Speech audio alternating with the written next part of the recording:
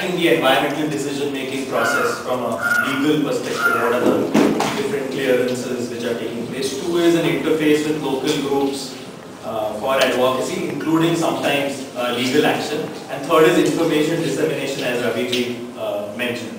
So first I would like to say how I could help in this, which is not specific to e-flows, but one of the issues which we track closely along with many others here like Himanshu, Sridhar, Vimal, Bhai, Lata, is looking at these environment decision-making processes for water sector projects.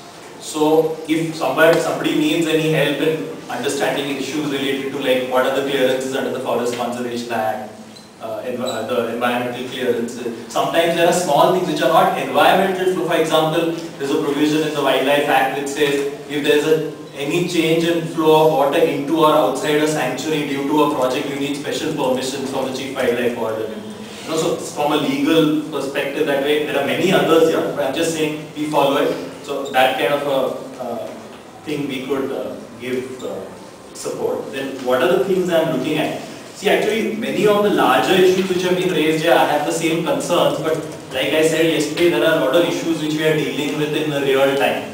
That somebody contacts you saying, "Hamare yahan public hearing ho raha hai, ye, EIA report aaya hai, what do you do with it?" So some of the things which I am seeking help from, I am already seeking help from some people here, but there are other experts here. So like I said yesterday, there is this whole process of giving terms of reference for doing environmental impact assessment, okay, under the EIA regime. So we need help in actually people who are experts to look at that and see whether it is really, for example, for the Northeast, Raviji, they have a model terms of reference. कि अभी Northeast के projects के लिए हो. So if people could look at it, what are the, even from an environmental flow perspective, what are the flaws, critique it, let people know that this is. Then also I mentioned yesterday these basin level terms of reference are there. That's also one issue which somebody, I think Gopal raised, basin level. Very often in this whole engagement process it's coming, oh, we need a basin level study. And the authorities these days now started saying basin level study.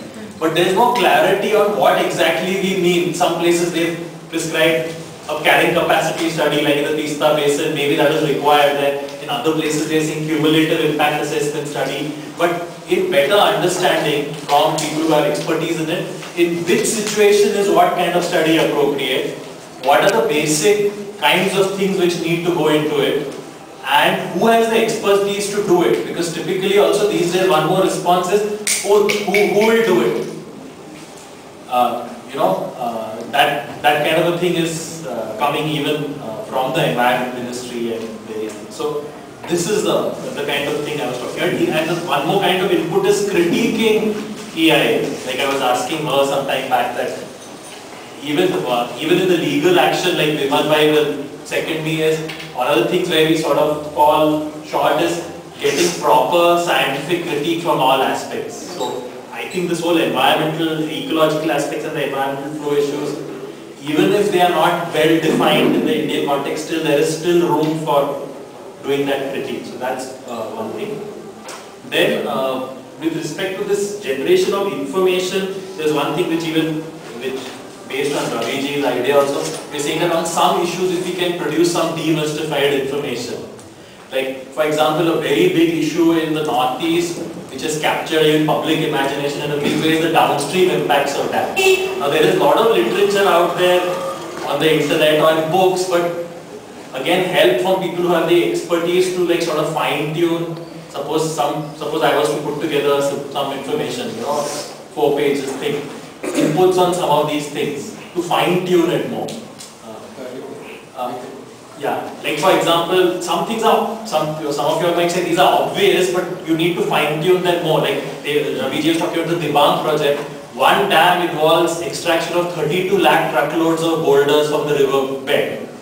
Okay, so can one write more specifically what it means, other than what is obvious in terms of impacts? So that kind of help we're looking for. And the other part, I am not doing it, or I don't think I am likely to do it, but related to this documentation,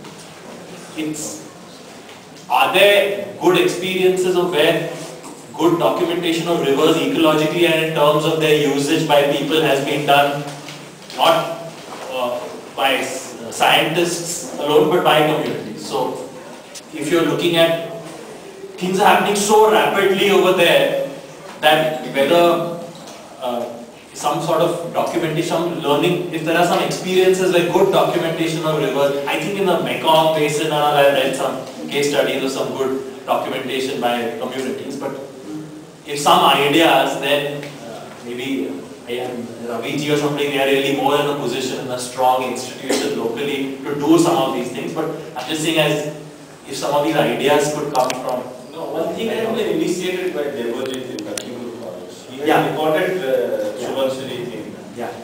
So we have to find other institutions to tie. And more even the upstream. Yes.